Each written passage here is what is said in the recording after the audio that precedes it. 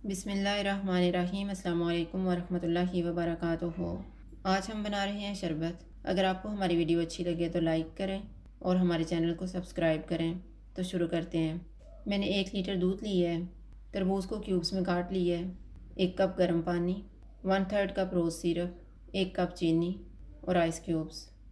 एक बाउल में चीनी डालेंगे, पानी डालेंगे और इसको मिक्स करेंगे।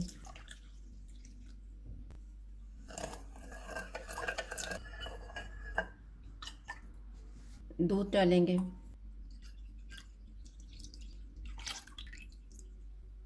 रोज़ सिरप डालेंगे, इनको मिक्स करेंगे।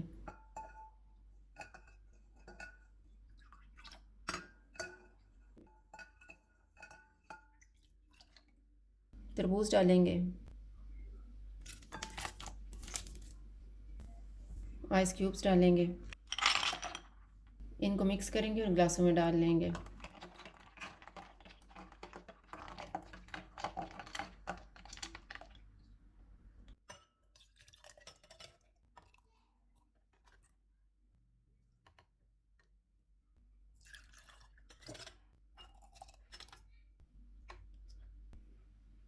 शरबत तैयार है। अगर आपको हमारी वीडियो अच्छी लगे तो लाइक करें और हमारे चैनल को सब्सक्राइब करें। शुक्रिया। अल्लाह हाफ़िज़।